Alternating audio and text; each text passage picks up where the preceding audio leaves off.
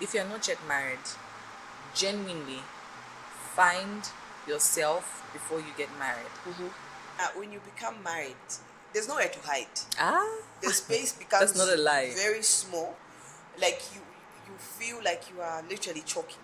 I find it extremely tiring to be with my husband all the time. Are you serious? Yes. So what I mean is, one of the things that makes relationships all the more fulfilling is the aspect of I allow myself to deliberately have moments where I am not with him in order to build enough momentum for me to miss him, to come and be the best version of myself when he is around.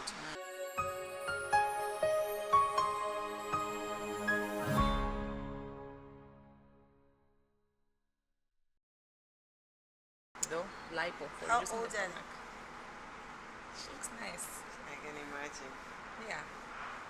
Are we on? Oh, we're good. We're on. I like the foundation. Thank you so much. You're so good at shade matching. It's so perfectly toned with your skin and Yeah. your chest and your neck. I think it's the artist in me. Yeah, well, definitely. It's the artist in me. The fact Is it that like one foundation or? no, so I have got this weird tendency of mixing a couple of foundations, like different brands. So this is like 3 different brands that I've mixed. 3? Why Yes. can't you just stick to one? No, I think, like I'm saying, I think it's because of the artist in me. So I tend to play around with color. Yeah. So every time I'm doing makeup, the few days or few times that I do, I'm a makeup artist on the side, by the way. So the few times that I do play around with some foundation or makeup on my face, I try to go a little crazy and mix up a number of colors. Yeah, it looks nice. I think I should try to learn that. But anyway, hello everybody. Welcome back to One Wife to Another. If you're new here, welcome to the Sisterhood.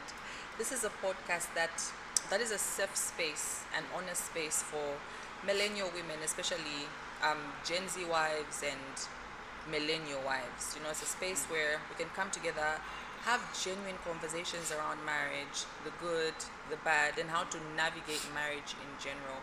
And we invite experts, you know, we have our seasoned wives as well. We just invite a variety of wives that I'm sure everybody can almost relate to.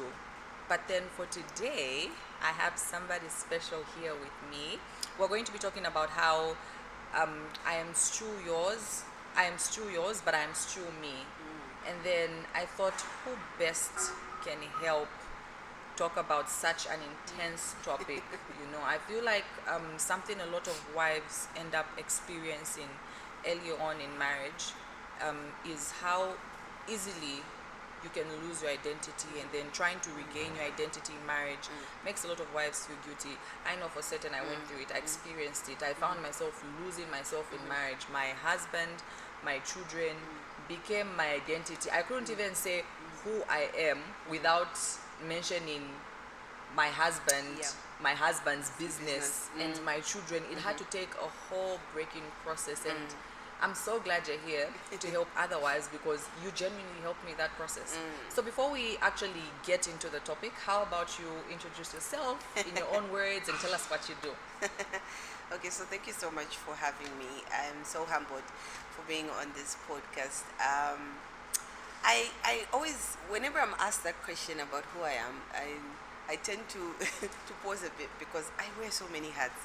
So sometimes it's so hard for me to actually come up with one definition. But maybe for the purpose of this podcast, I am going to break it down like this. So I am a wife to one amazing husband.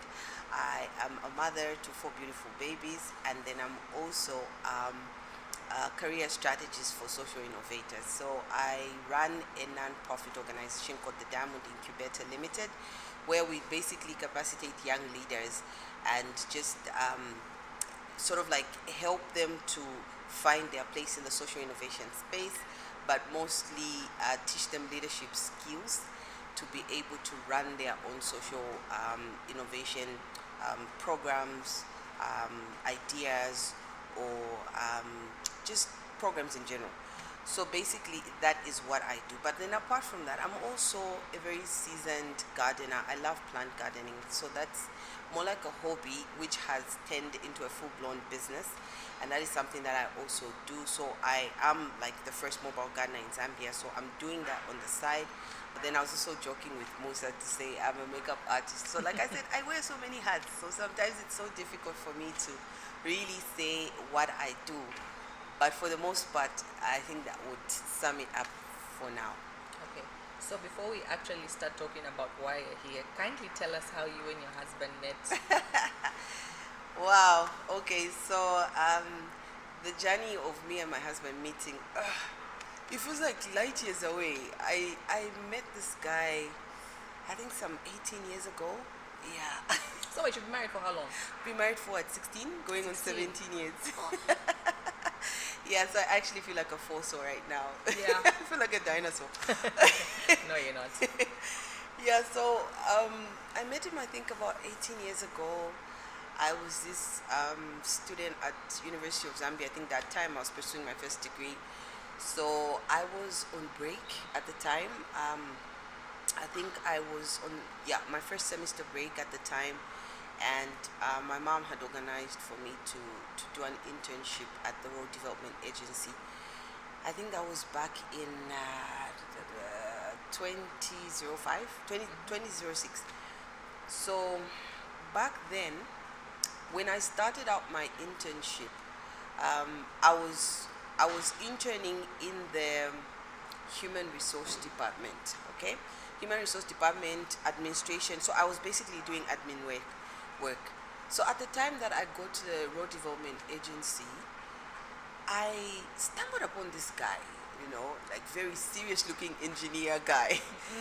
And so for me, at first, I didn't really pay mind to it, but then there were these two other ladies that were also working within the same department that I was in.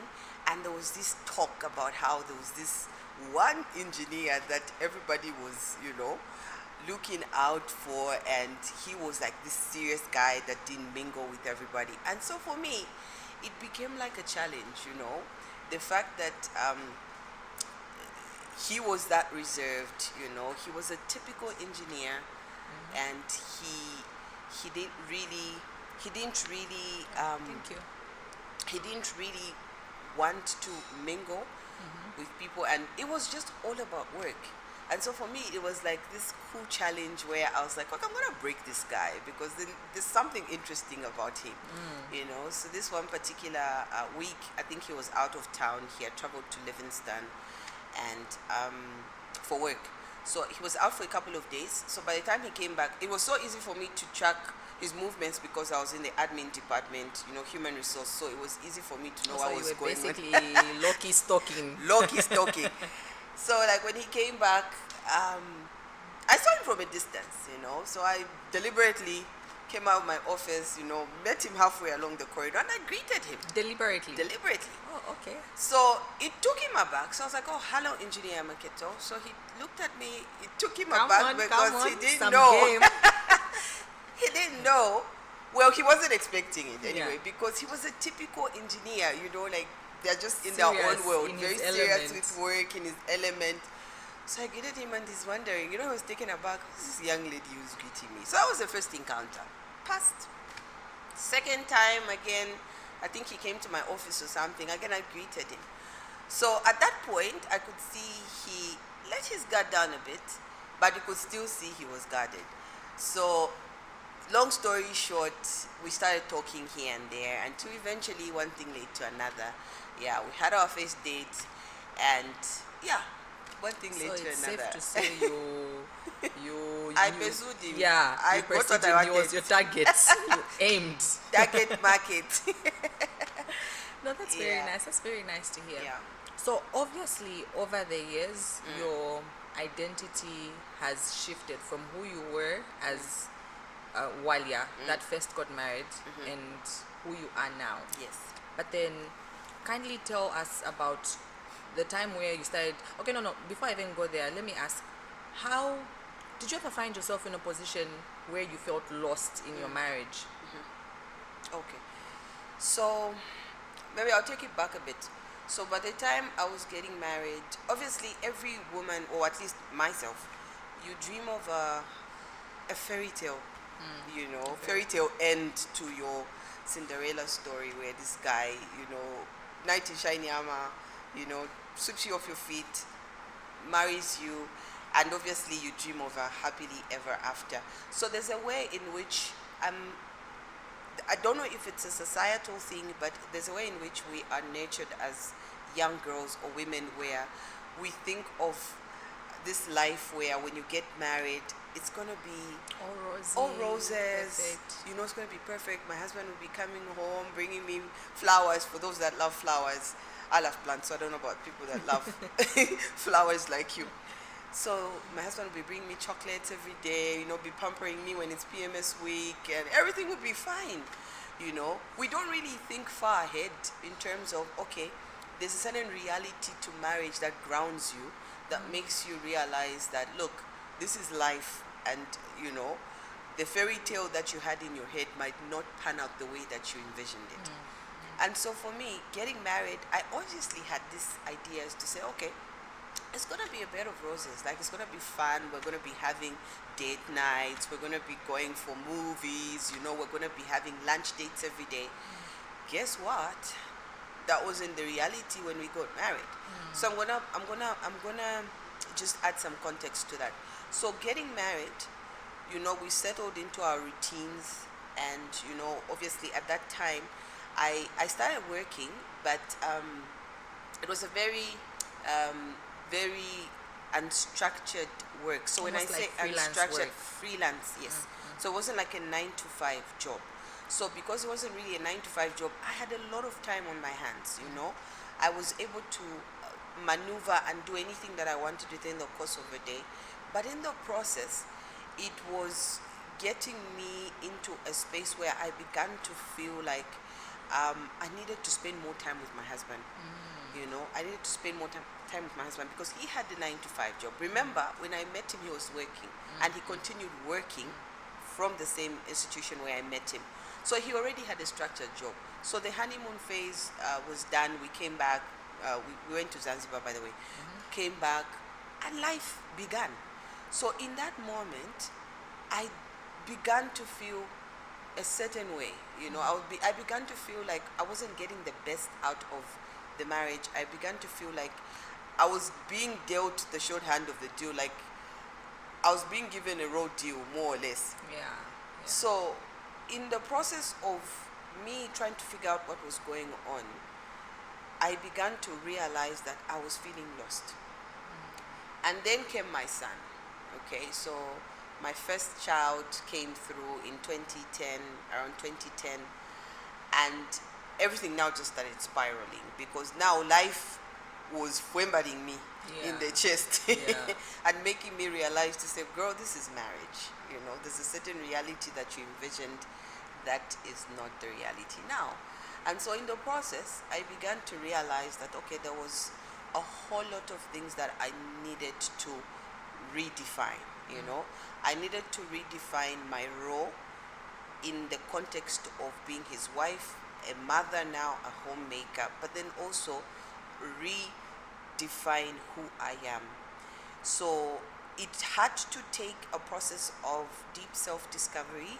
I had to go into hibernation for a good 3 years or so for me to really, really find myself, find my purpose, dig deeper, re-understand, re-evaluate what mattered to me and what it really meant to be a woman, apart from just the titles that I was wearing, for me to really come back to a place where I became grounded enough to know who I was and who I am to get to where I am now. Okay, could you please elaborate more on the grounding process? What did you actually do? First of all, at what point was the realization saying that, no, this is not me, I'm losing myself, and I need to regain my strength, I really need to regain my identity? So the realization came, I think 3 years into our marriage, about 3 years into our marriage. So it does take a while for... It does take a while, actually.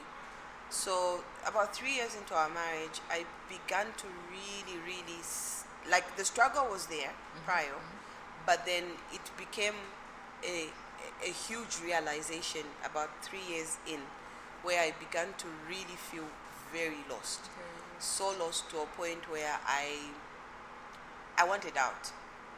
You know, I wanted out because I began to feel that this is not for me. This is not what I signed up for. And I was so sure that I had made a mistake. You know, I'd made a mistake. I probably married the wrong person. I probably should have waited. Like there were all these, all these you know, thoughts. all these thoughts. Yeah. So it was a whole mess. But then after that, I gained that realization. I had to dig deeper within me and try and figure out how do I dig myself out of this mess, because at the core of everything, I still love my husband, but I just felt that there were certain different. things. Yeah. There were certain things that I needed to rework for me to be able to be the best version of myself and for him, for the marriage to work. And so the grounding process had to take me going back to my center. And what is my center? My center is God.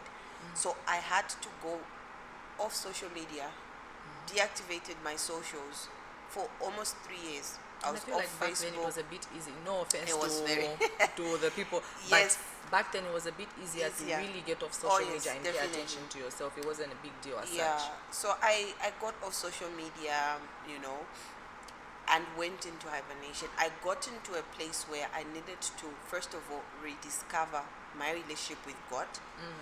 And then from there, rediscover my relationship with myself.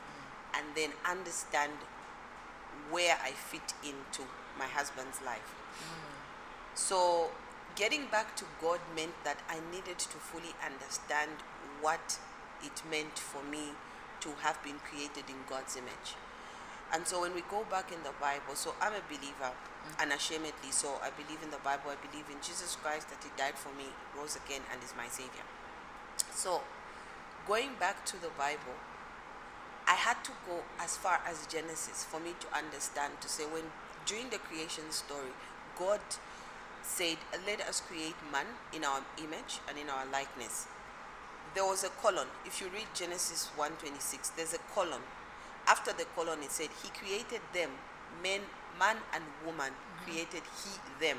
Meaning, at that point, before we hear of the story of God making Adam sleep and removing the woman, he had already created the woman. So the woman was already in existence in God's psyche. So for you to begin to really appreciate and understand who you are as a woman, you need to understand that you can exist outside the function of you being a wife, a mother, a homemaker. Come on, that's so profound.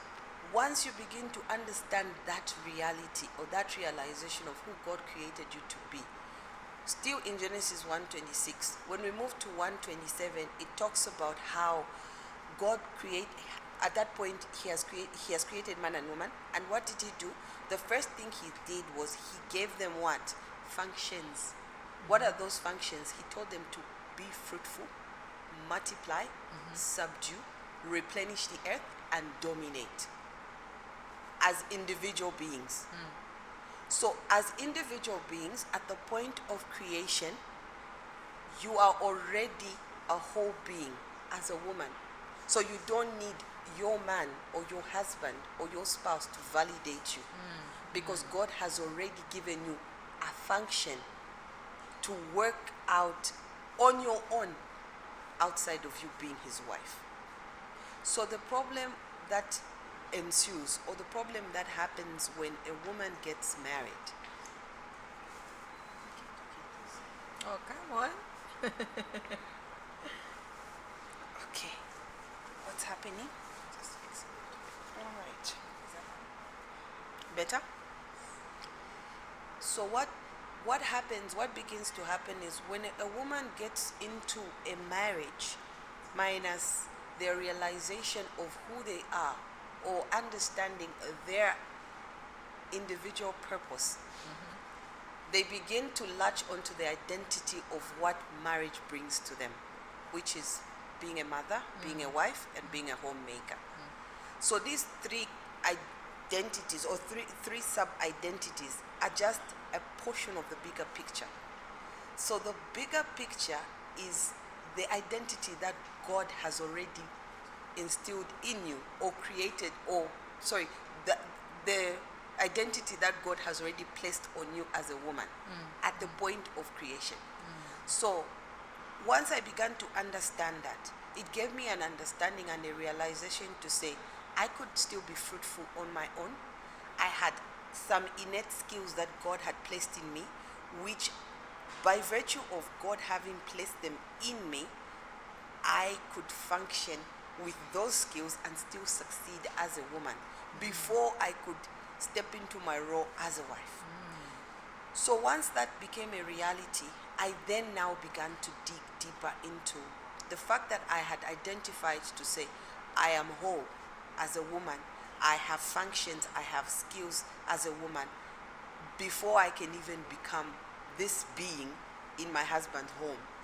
It then now became imperative for me to now understand to say, what then does it mean for me to step into my role as a wife, as a mother, as a homemaker? Once you identify that aspect, it becomes then easy for you as a woman to know that you're getting into your role, stepping into your role as a wife is just one function. It doesn't define the core of who you are as a woman. So the losing of yourself as a woman comes in because we do not first understand who you are as a woman outside of being a wife, a mother, and a homemaker. And that's why you find that when a woman steps into a marriage with the wrong mindset, with the wrong grounding, they lose themselves along the way. And that's where now problems come in, where a woman wants to seek validation from the man. If the validation is not being given, quote unquote, through the eyes of what she feels needs to be the validation that she wants, she seeks for it outside of the home. Problems come in. So those are the things that we're talking about. So that basically was the process I had to go through. I needed to understand all those things for me to be able to now step into my full function and understand to say my husband is an assignment. My kids are an assignment. My home is an assignment. My work outside of my home, Diamond Incubator, is an assignment. Gardening is an assignment. Makeup is an assignment. Bringing all of them together forms the reality of who I am as a whole woman. That's very nice to hear. Not to take you back, but I feel like there's something you've mentioned I'd like to go back on, that a lot of people don't really admit that have been married for a long time, or people who are actually going through the process. You said earlier on that at a point you felt like he's not the one for you. You just felt like, I want to leave. And that's something I firstly want to thank you for mentioning, because genuinely, I don't know if it's part of the under 5 process of going through The a teething it is, stages. yeah, it is. Yeah. But I know I'm related, and I know a lot of women can relate to. I also reached a point where I felt like, Yeah. this is Made a not- mistake. This is not what I I made a envisioned my one person My fairy to be. tale story. Yeah. Oh, is he really the one that was meant for me? I really felt like it. I really felt like it, because there was a point where, honestly speaking, my identity was my husband. And you and I are not even going to lie about it. You know about it, you know. And I appreciate that from the get-go, you always told me that you need to know who you are. Who is Musa outside, you know, your Of all those spouse. titles. Exactly, Yeah. you know. And there's something you said about seeking validation. I feel like it also comes down to the simplest things as knowing you are beautiful even before your spouse says Exactly. you're beautiful. And then another challenge I've also realized is that, unfortunately, I don't know if it's unfortunately or fortunately, it's like a lot of men go into marriage to some degree knowing themselves more, as opposed to when women are going into marriage. I don't know what happens. I don't know where we somehow get it wrong, but that's a real issue where your identity as a woman becomes a struggle, because you, I don't know if it's subconsciously or consciously really your identity is really your partner. So I like that you say that. But then, did you? Is this something you spoke about with your partner when you fully got to say, when you reach the point where you're like, okay, I know this is not me and I want to work towards myself? Because I understand another issue can be you finding yourself and now changing to who you are, and your partner just getting a shock like, this is also not the girl I married. You know what I mean? Did you have that conversation? How would you advise wives to go about it if they're in the self-discovery process, trying to discover their identity? Is it something they can talk to their spouse about? How do you just genuinely go about it, even with your spouse? I think the question could be twofold. So it's one of two things. So it could be, depending on the type of relationship you have with your spouse, you could have that genuine, honest conversation where you basically just point it out to him to say, okay, this is what I'm feeling. This is the place where I am at right now, which is really the encouragement I would give most women, to say it's always important for you to have that honest, genuine conversation with your spouse. But like I said, it also depends on the type of relationship you have with the partner that you're married to, or the person that you're married to. If you have that honest conversation, or you are able to have such honest, raw conversations, it would be important for you to bring them in. So when I say bring them in, what I mean is give them an idea of where you are in terms of your life, what you're feeling, how you're thinking, and how that has become some sort of a point for you to rework who you are, or try and figure out who you are for the purpose of trying to be the best version of yourself, but also for them. Best version of yourself for them. Because one of the things that I ended up realizing after I went through my self-discovery process, by the way, it's not a complete process, so it's not something that you do and it's complete.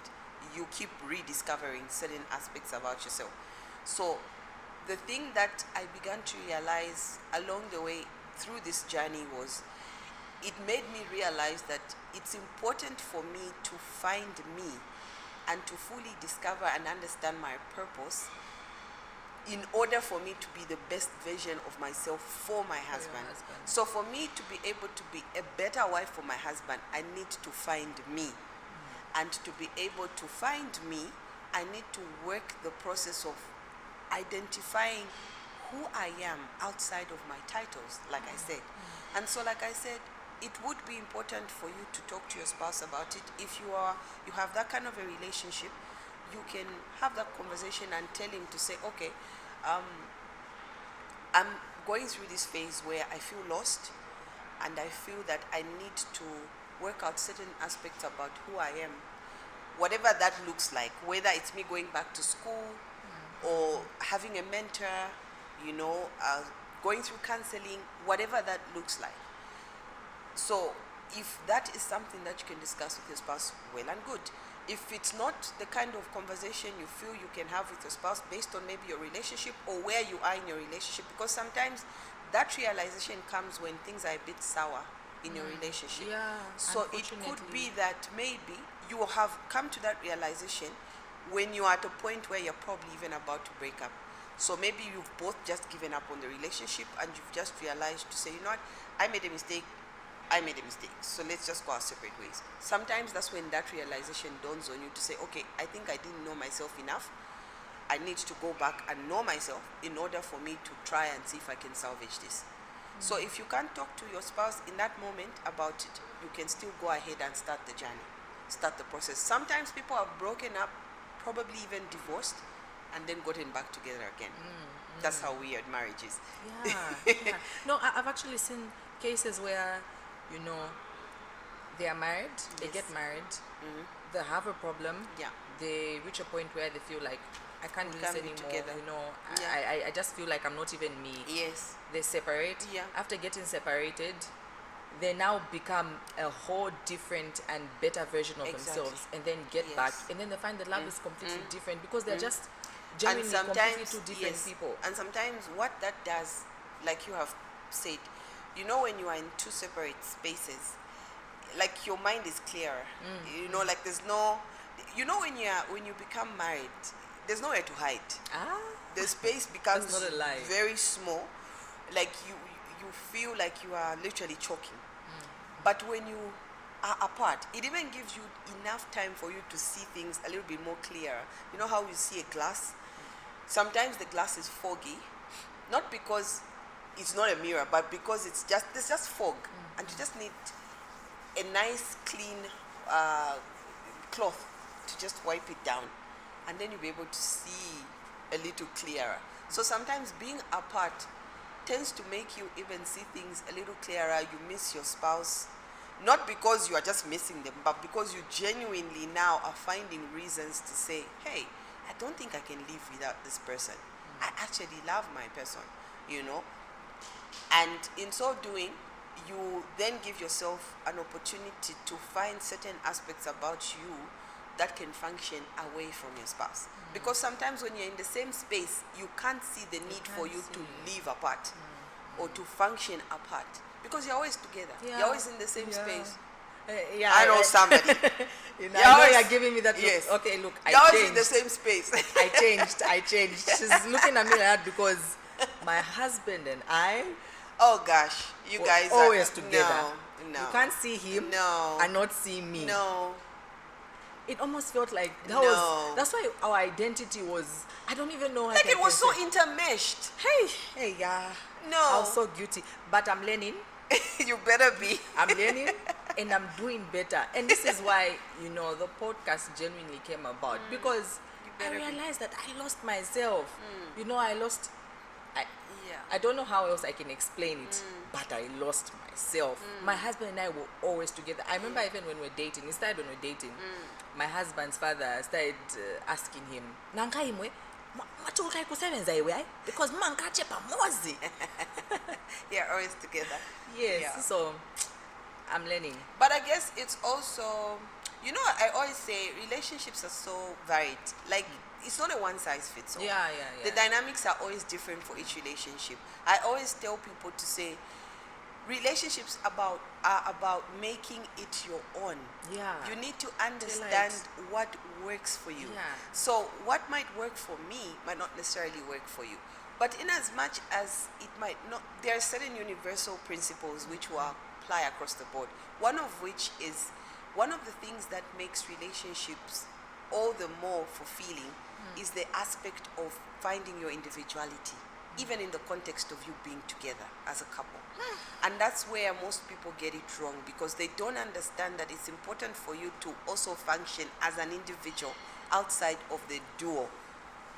The fact that you are almost always in the same space, always together, that has a way of also removing that element of you, being you, finding yourself, identifying the things that make you tick away from your spouse. And that's why it's important for you to also allow your spouse to be himself. If it's a woman, allow your man to be with his boys, you know, spend time with his boys, do what he needs to do, have, you know, if he's a runner, you know, guys that go to the gym, let him have his man time, or possibly create a man cave for him in the house, you know. I always say it's important, I think maybe now because with time, you know, and also having gone through the process that I went through, for me, I find it extremely tiring to be with my husband all the time. Are you serious? Yes. So what I mean is tiring in the sense that I can't see myself being with him for 4 or 5 hours straight in one sitting, unless it's completely necessary. Wait, was like it always like that, or this was after the No, this was self-discovery? after the process of me finding myself. So when I say, trust me, I miss my husband every time. Even when I'm apart, I'm away from him, I miss him. But the point is, in as much as I miss him, it doesn't give me that urge to want to go and be with him, because when I am alone, I function better. So when I say I function better, remember I talked about the different, because I'm a woman that has different compartments, the different aspects to me, different functions to me. So when I am not in the office of me being his wife, I'm in the office of me being founder of Diamond Incubator. I am executing my functions this side. Okay? When I am not doing that, I'm in my garden. Okay? So when I'm in that space, I am giving all of my time and my attention to my plants. When I'm in the diamond space, I'm giving